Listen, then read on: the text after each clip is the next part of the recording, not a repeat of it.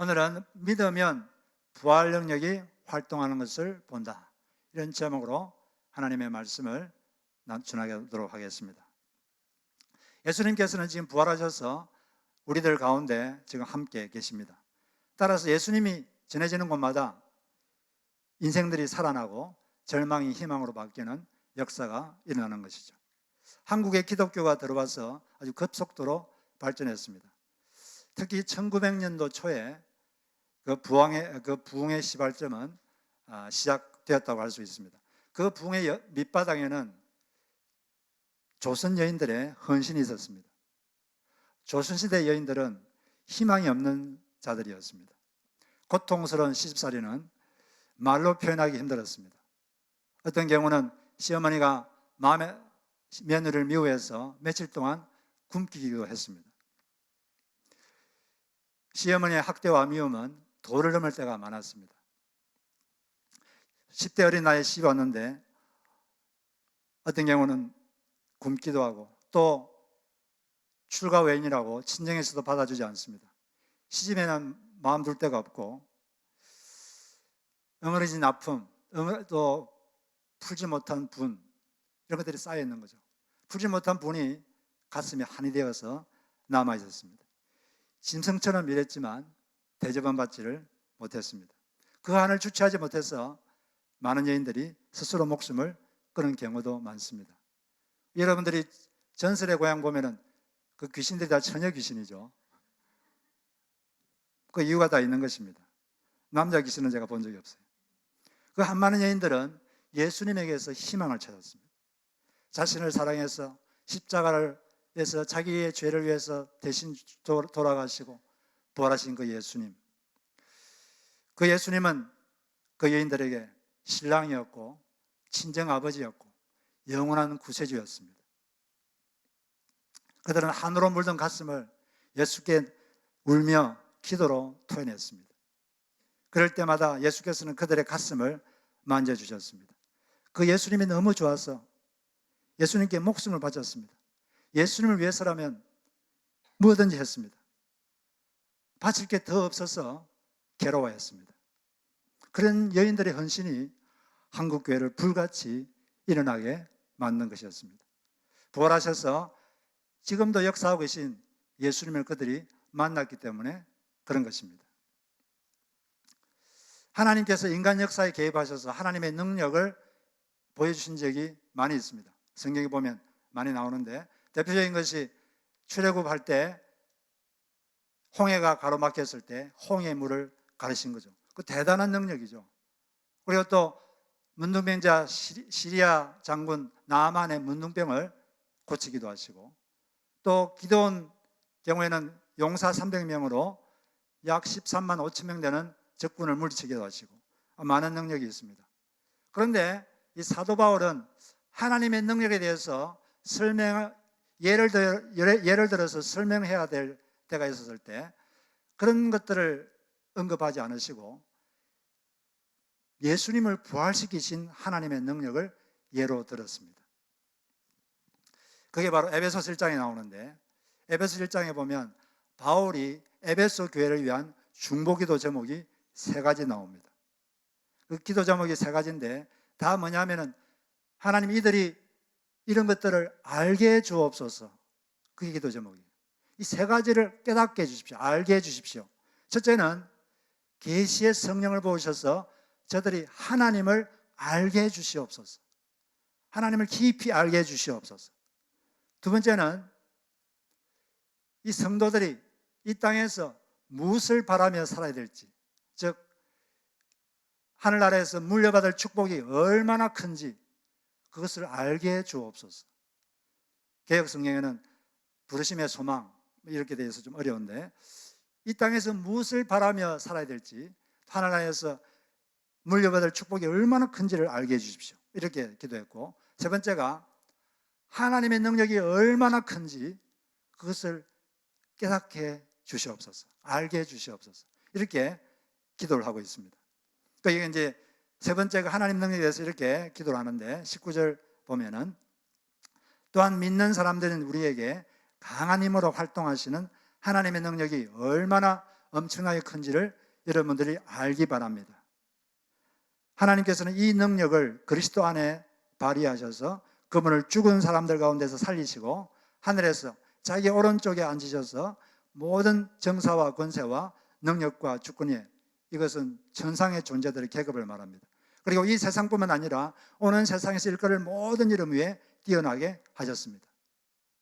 십자가에서 처참하게 고문당해 모든 엄청난 모욕과 멸시를 받고 돌아가신 그 예수님을 하나님께서 능력으로 살리실 뿐 아니라 이 우주에서 가장 높으신 분으로 그분을 세우신 거죠. 이 부활의 능력은 엄청난 능력인 것입니다. 이 하나님의 이 부활 능력이 지금 믿는 자 중에서 강력하게 일하고 있습니다. 이 하나님의 부활 능력을 여러분들이 경험하시길 주의 이름으로 축복합니다. 예, 부활하신 예수님께서는 이 부활 능력을 나중에 재림하셔서 죽은 자들을 부활시키실 때 그때 이 부활 능력을 사용하실 것입니다. 또한 동시에 그 먼 미래만 사용하시는 것이 아니라 지금 우리가 살아있는 이때에도 예수께서는 지금 부활 능력을 사용하고 계십니다. 이 예수님의 부활 능력이 사용되는 현장에는 가끔씩 죽은 자가 살아나게 되죠. 오늘 우리가 읽은 이 나사로가 죽었다가 살아났습니다. 물론 이것은 부활과는 좀 다른 거죠. 부활이라는 것은 사람이 죽었다가 이 신령한 몸으로 완전히 이렇게 다른 몸으로 살아나가지고 영원토록 사는 것이죠. 어떤 몸으로 살지는 잘 모릅니다. 여러분들 만약에 아보가도 나무를 한 번도 본 적이 없는 사람이 아보가도 씨를 보고 이 씨를 땅에 심으면 어떤 종류의 어떤 형태의 나무가 될 것이다, 그걸 생각할 수 있겠습니까? 알 수가 없죠. 한 번도 본 적이 없으니까. 그 조그마한 씨앗으로 거대한 나무가 있을 거라고는 생각을 못합니다. 우리는 본 적이 있으니까 알죠. 그것처럼 지금 우리의 이 몸이 이제 죽으면 부활되면 신령한 몸으로 우리가 전혀 상상하지 못할 그런 놀라운 몸으로 예수님이 재림할 때 나팔소리가 들리면서 순식간에 변하게 될 것입니다. 그런 부활의 순간을 여러분들이 기대하시기를 바랍니다. 근데 또한 근데 소생이란 건 그냥 죽었다가 그냥 잠시 사는 거죠. 근데 또한 이 부활 능력이 여러분의 인생에 임하면 죽은 것 같은 그런 일들이 다시 회복되고 살아나는 역사가 있는 것입니다. 끊어진 관계가 다시 회복될 수가 있는 것입니다. 또 죽은 것 같은 사업, 일, 사역들이 다시 생기를 찾고 활기를 찾고 다시 살아나게 되는 것입니다. 그리고 죽은 것 같은 건강도 부활 능력이 임하면 다시 살아나고 생기를 찾게 되는 것입니다. 오늘 우리 요한복음 11장은 죽은 나사로에게 주님의 부활 능력이 임해서 소생되는 그런 사건입니다. 나사로, 마리아, 마르다 이 세 형제 자매가 살고 있었는데 이 오빠 나사로가 병이 들어서 죽었습니다. 너무 슬퍼하고 있는 마르다와 마리아에게 예수님께서 방문하셨습니다. 방문했을 때는 나사로가 이미 죽은 지가 나흘이 되었어요. 그때 이제 예수님이 집에 방문하니까 마르다가 상당히 좀 아쉬운 듯이 다음과 같이 말했어요. 예수님께서 여기 계셨더라면 우리 오라버니가 죽지 않았을 것입니다. 그러자 주님께서 대뜸 말씀하셨습니다. 너희 오라비가 살아날 것이다. 그러니까 마르다가 대답했습니다. 네, 마지막 날 부활 때에는 저희 오빠가 살아날 줄을 저도 알고 있습니다. 그런데 그때 주님께서 다음과 같이 말씀하셨습니다. 나는 부활이요 생명이니 나를 믿는 자는 죽어도 살겠고 살아서 나를 믿는 자는 영원히 죽지 아니하리라. 여러분 이게 무슨 뜻입니까? 이거 익숙한 구절인데 상당히 헷갈리는 말씀이에요. 잘 뜯어보면 여기서 나는 부활이다 그랬는데 이게 무슨 뜻입니까? 나는 부활이다. 나는 부활이다 이 말은 나는 부활시키는 자다 그런 뜻이죠. 나는 부활시키는 자이다. 나는 생명이다 이 말은 나는 인간에게 생명을 주는 자이다. 나는 부활을 시키는 자이고 생명을 주는 자이다. 물론 이 생명은 영적 생명을 의미합니다. 그렇기 때문에 나를 믿는 자는 살아서 나를 믿으면 영원히 죽지 않는다. 이건 무슨 뜻입니까? 이 살아서 예수 믿으면은 뭐 100세, 200세, 1000세까지 산다는 말입니까? 절대 안 죽는단 말입니까? 그게 아니고 여기서 죽는다 이 말은 영적 죽음을 말하는 거예요. 살아있을 때 예수를 믿으면 하나님과 연결되는 거죠. 영적으로 살아있다 이 말은 하나님과 연결되어 있다. 그게 영적으로 살아있는 거고, 영적으로 죽었다 이 말은 하나님과 분리되었다. 이게 영적으로 죽는 것이죠. 그래서 누구든지 살아있을 때 예수님을 딱 믿으면 하나님과 관계가 정상화됩니다. 관계가 딱 맺어지는 거죠. 그래서 영원토록 가기 때문에 살아서 나를 믿으면 영원토록 죽지 않는다. 이렇게 말씀을 하신 거죠. 그 다음에 이제 또 다른 말씀이 있죠. 나를 믿으면 죽어도 산다. 죽어도 살 것이다. 이렇게 말씀하셨는데, 죽어도 산다는 건 무슨 뜻입니까? 죽어도 산다 이 말은 두 가지 뜻이 있는데, 첫째는 아까 금방 말씀하신 것처럼 죽은 사람이 예수님 재림할 때 그때 신령한 몸으로 이렇게 살아나는 것을 말합니다. 부활하는 것을 말하죠. 근데 그런 뜻만 있는 게 아니라 두 번째는 이 지금 나사로가 지금 죽어 있잖아요. 이 나사로 죽은 이 나사로가 내가 이 부활 영역을 내가 발휘하면 이 죽은 나사로가 살아날 것이다. 그런 의미가 있는 것이죠. 이런 부활 영역이 임하면 이 죽은 사람도 잠시 이렇게 소생할 수 있고 우리의 죽은 것 같은 우리의 삶의 모든 영역들이 다시 이렇게 살아나고 회복될 줄로 믿습니다. 이제 이렇게 마르다와 마리아는 이처럼 예수님의 부활 영역을 체험했습니다. 이 부활주일날 우리도 이런 부활 영역이 우리의 삶 속에 있었으면 좋겠어요. 그러면 이제 어떻게 하면은 우리가 이런 예수 그리스도의 이 부활 영역을 우리 삶에서 경험할 수 있을 것인가? 그 세 가지 원리를 한번 이 사건을 통해서 알아보도록 하겠습니다. 먼저 첫 번째 원리는 행동으로 표현된 믿음을 보여야 된다는 것입니다. 한번 따라해 보겠습니다. 행동으로 표현된 믿음을 보여라. 네. 주님께서 죽은 나사로가 묻혀있던 그 무덤을 향해서 그 무덤이 그 이스라엘 무덤은 여기 있는 무덤하고 달라가지고 이 동굴을 파가지고 저 그림 보시죠. 저 동굴을 파가지고 큰 돌을 이렇게 굴려가지고 막습니다. 그래서 저렇게 이제 나사로가 저기 죽은 지 나흘 됐는데 이때 이제 예수님께서 저 무덤에 돌을 옮겨 놓으라 이렇게 말했습니다. 그러자 마르다가 주여 죽은 지 나흘이 되었음에 냄새가 납니다. 시체에서 냄새가 나는데 살아날 거라고 이렇게 한다는 게 얼마나 제가 정신병자처럼 보이겠습니까? 자기는 못한다는 거죠. 믿음이 없는 거죠. 그러니까 그때 예수님께서 한마디 더 하셨습니다. 너가 믿으면 하나님의 영광을 보리라 하지 않았느냐. 한 말씀 더 하셨어요. 그러니까 이 마르다에게 믿음이 탁 들어왔습니다. 그래서 돌을 옮겨놨습니다. 이 믿음이란 건 하나님 주님의 말씀을 들을 때 믿음이 생깁니다. 한 번 들어가지고 믿음이 안 생기면 마리아처럼 한 번 더 들어야 돼요. 그러면 믿음이 다시 생깁니다. 두 번 들어서 안 되면 세 번 들어야 돼요. 자꾸 말씀을 들으면 믿음이 더 강해지는 것입니다.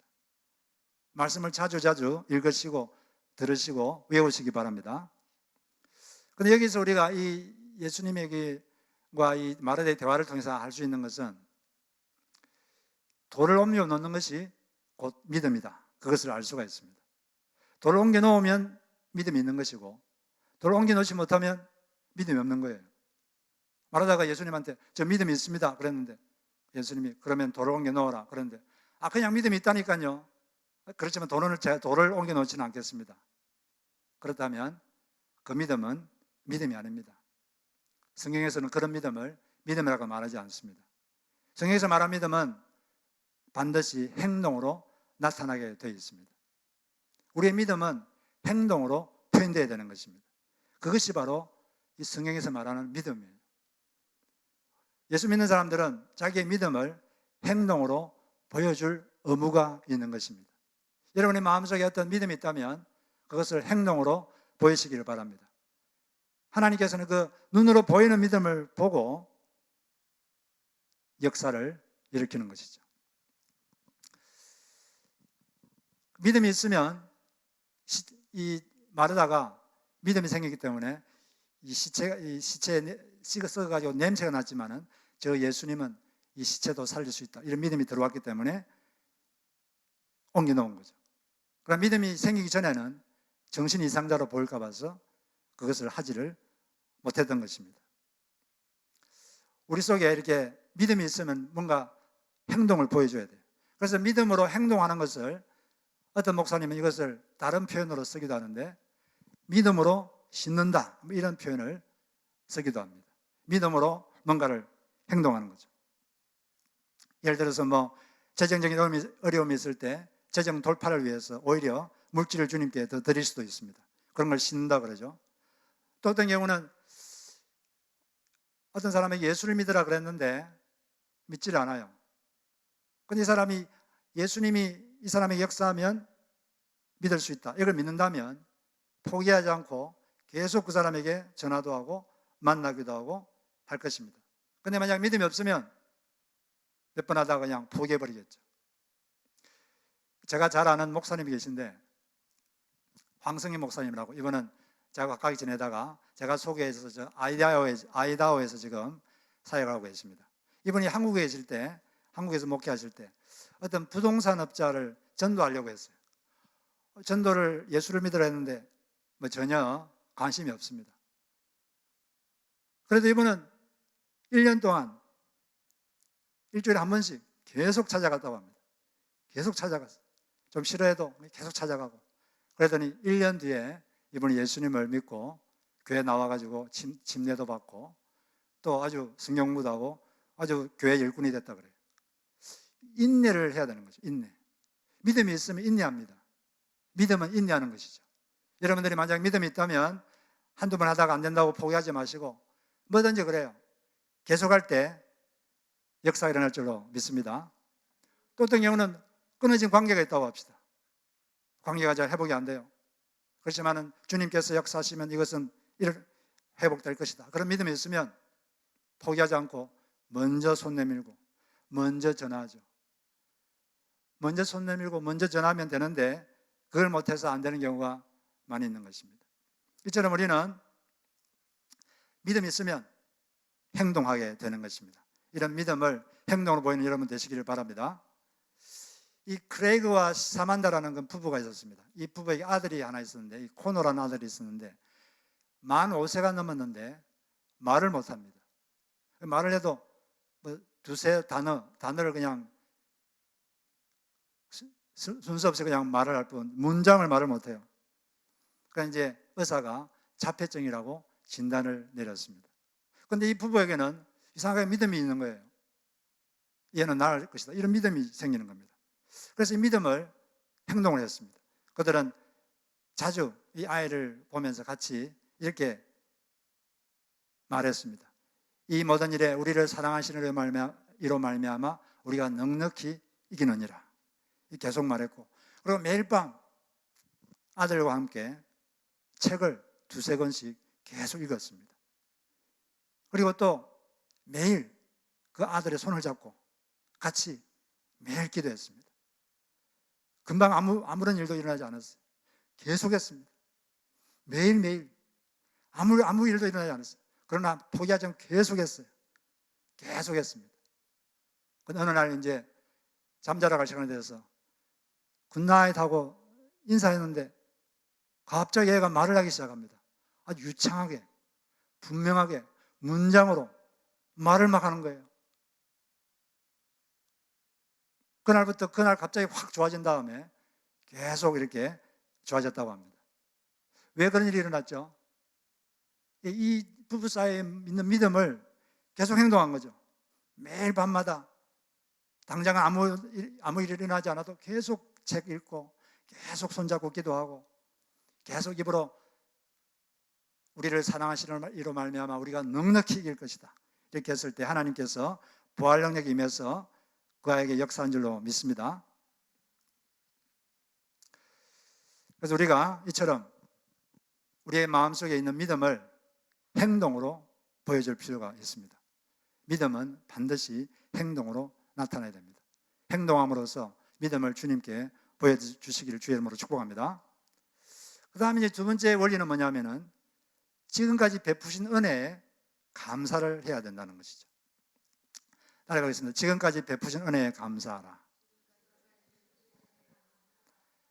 마르다가 믿음이 딱 생겨가지고 돌을 옮겨 놨습니다. 막 냄새가 나는데, 근데 예수님께서 바로 액션을 취하지 않고 중간에 한 가지를 더 하셨어요. 그게 뭐였습니까? 기도를 했습니다. 그냥 기도가 아니라 감사 기도를 했어요. 어떤 기도입니까? 여기 보니까 아버지, 지금까지 제 말을 들어주셔서 감사합니다. 아버지께서는 언제나 제 말을 들으시는 줄을 제가 압니다. 지금까지 자신의 말을 들어준 것을 감사했습니다. 지금까지 베풀으신 은혜를 감사한 거죠. 이 원문에 보면은 말이라고 하는 목적어가 없어요. 그냥 저를 들어주신 것을 감사합니다 이렇게 되어 있어요. 그러니까 예수님의 나오는 모든 소리를 다 들으셨다는 거죠. 말도 들으시고 기도도 들으시고, 뭐 말을 할 때가 많으셨잖아요. 막 풍랑이 치는 갈릴리 바다를 향해서 잠잠하라 그렇게 말하니까 거기 잠잠해지고, 이런 경우를 말씀하시는 거죠. 예수님께서는 이렇게 감사기도를 드린 다음에 역사를 하신 것입니다. 우리 하나님은 우리에게 감사를 상당히 받고 싶어 하십니다. 우리의 감사기도를 듣기를 아주 염원하고 계십니다. 그게 성경에서 우리가 너무 잘 알 수 있는 거예요. 빌립보서 4장 6절에 뭐라고 되어 있죠? 6절에 보면은 아무것도 뭐 하지 말라고 되어 있죠? 아무것도 염려하지 말고 모든 일에 감사함으로 하나님께 아뢰라. 그냥 아뢰지 말고 어떻게 하라고요? 감사함을 아뢰야 된다. 불평하면서 아뢰면 효과가 없습니다. 막 원망하면서 아뢰면 효과가 없어요. 막 근심걱정하면서 그렇게 하면 안 되고, 감사하면서, 지금까지 베풀으신 은혜에 감사하면서, 지금 이미 있는 것 감사하면서 이렇게 아뢰라. 그러면 하나님께서 너의 삶에 임할 것이다. 할렐루야. 그런 역사가 일어나는 것입니다. 예수님, 하나님께서는 이처럼 우리의 감사를 듣고 싶어서 어떤 일을 하실 때 이걸 분명히 하나님이 했다, 이걸 분명히 가르칠 때가 있습니다. 기드온 사사의 경우에 이스라엘에 미디안 연합군이 쳐들어왔는데, 그때 원래 이스라엘 군사 숫자는 3만 2천 명이었어요. 근데 다 돌아가게 만들고 300명만 남게 했습니다. 그 300명으로 13만 5천 명을 상대하게 했는데, 그 이유가 뭐냐? 그 이유가 뭐였죠? 승리했을 때 군사력으로 이긴 게 아니라 하나님이 하셨다는 것을 아주 분명하게 보여주기 위한 것이었죠. 분명히 알고 하나님께 감사하라는 것입니다. 그리고 아브라함을 25년 동안 기다렸다가 100세가 됐을 때 아들을 낳게 했어요. 왜 그랬을까요? 너가 한 게 아니다. 이건 분명히 하나님이 한 것이다. 이걸 알게 해서 하나님께 감사하도록. 감사하는 것은 하나님이 한 것을 하나님이 했다고 말하는 게 감사합니다. 감사하기 위해서, 그래서 하나님께 영광 돌리도록 한 것이죠. 이처럼 주님께서는 우리의 감사를 받고 싶어 하십니다. 그래서 우리가 뭐 기도할 때 그냥 급하게 하나님 이거 해주세요, 저거 해주세요 그렇게 하지 말고 요청 기도하기 전에 감사 기도를 먼저 드려야 돼요. 그래서 이혜인 수년 이렇게 말했습니다. 행복의 비결 중에 하나는 요청 기도보다 감사 기도를 많이 하는 것이다. 이런 말씀도 하셨어요. 그래서 우리가 하나님 우리의 감사를 되게 듣고 싶어 하십니다. 그래서 성경에 보면은 감사라는 내용이 얼마나 자주 나옵니까? 한번 읽어보세요. 감사라 감사라 엄청나게 많습니다. 그래서 우리가 베풀어 주신 은혜를 감사하면서 할 때 주님의 부활 능력이 임할 줄로 믿습니다.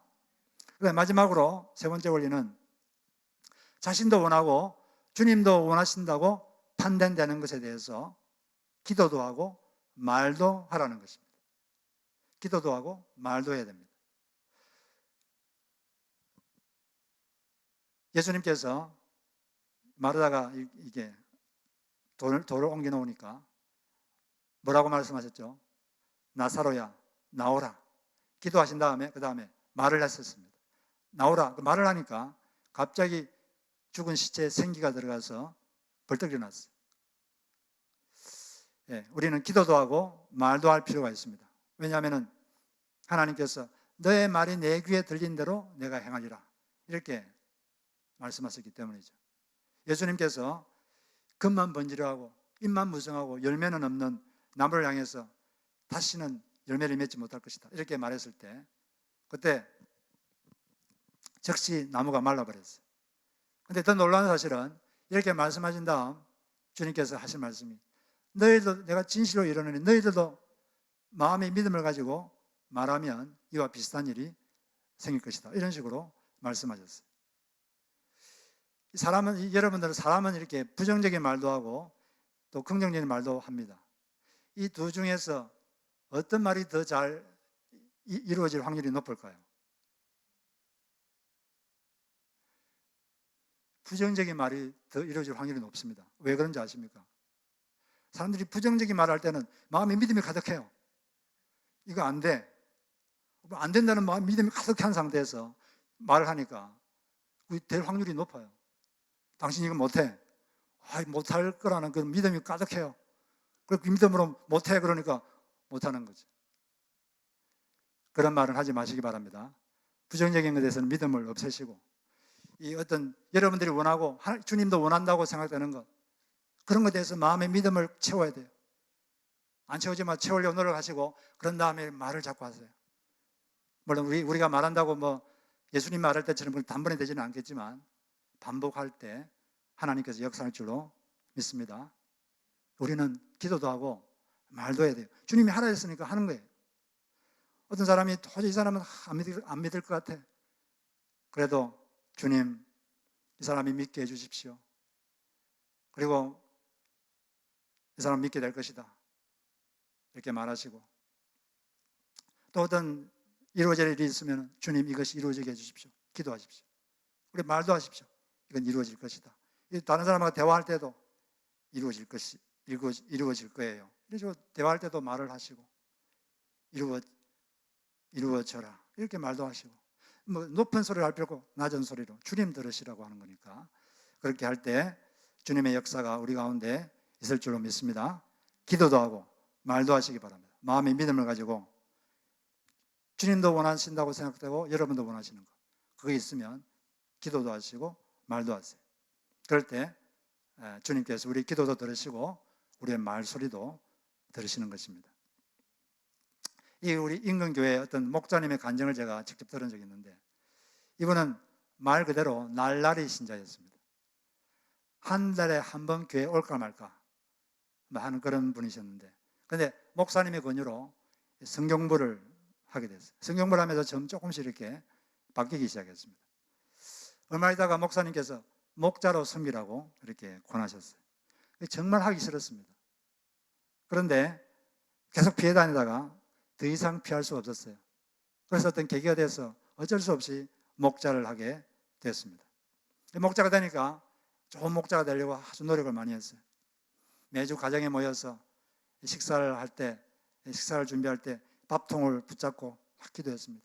하나님 우리 성도들이 모여 이 식사를 할 때 서로 사랑하게 해주시고 주님을 더 알게 해주십시오. 간절하게 기도하고. 근데 그렇게 했는데 그 목장의 어떤 목원들 중에는 남편을 안 믿고 아내들만 나오는 그런 분이 계셨어요. 그 중에 어떤 분이 어느 날 저녁에 전화가 왔습니다. 그날 남편과 아주 심하게 다퉜다는 거예요. 아주 심각하게. 좀 와달라는 거예요. 이 남편은 믿지를 않습니다. 그래서 그냥 쫓아갔습니다. 이분은 여자 목자였는데 힘들어하는 그 자매에게 평소에 그 교회에서 설교 시간에 들었던 말이 그냥 자기도 모르게 입에서 툭 튀어나왔어요. 자매는 우리 내일부터 40일 새벽 기도합시다. 저녁 건축도 하면서 새벽 기도합시다. 그냥 자기도 모르게 툭 튀어나와 버렸어요. 한 번도 새벽 기도 해본 적이 없거든요. 태어나가지고. 그런데 그렇게 뭐 말했으니까 그날부터 그 다음 날부터 새벽 기도를 갔습니다. 그 자매님은 뭐 안 나온 날도 있고 그랬지만 그 목자님은 계속 금식하면서 이렇게 40일 동안 새벽 기도를 했어요. 그런데 놀라운 일이 일어났습니다. 40일이 지났는데 40일이 지난 다음 주일부터 그 남편이 교회로 나오기 시작하는 거예요. 교회 나와서 예수님도 믿고 침례도 받고 성경 공부도 하고 이제 막 목장도 나오고, 그리고 교회 어려운 일이 있으면 자기가 나서서 돕고 그런 사람이 되었습니다. 물론 꼭 새벽 기도를 꼭 새벽 기도만 해야 되는 건 아니고 여러분들이 편한 시간을 정해가지고 하면 능력이 있는 거죠. 이처럼 한 사람이 이렇게 믿음으로 기도하고 말하니까 한 영혼이, 죽은 영혼이 살아난 줄로 믿습니다. 이처럼 세 가지 원리를 배웠는데 우리의 믿음은 행동으로 표현되어야 됩니다. 행동으로 표현되지 않은 건 믿음이 아닙니다. 행동으로 믿음을 보일 때 하나님께서 내 믿음대로 될 것이다 이렇게 말씀하시는 거죠. 그리고 이미 베풀어 주신 은혜를 감사하십시오. 그 감사가 아주 강력한 파워가 있습니다. 왜냐하면 하나님 우리의 감사를 너무 듣고 싶어 하시거든요. 이 불평 많은 세상에서 하나님은 우리의 감사를 너무 듣고 싶어 하십니다. 그리고 그런 상태에서 기도도 하시고 말도 하시기 바랍니다. 그래서 부활의 능력이 여러분 삶 속에 체험되기를 주의 이름으로 축복합니다. 죽은 것 같은 것들이 다시 회복되고 다시 살아나고 사역과 사업과 하는 일들이 다시 살아나고 관계도 살아나고 모든 것이 부활 살아나기를 주의 이름으로 축복합니다. 우리 잠시 눈을 감고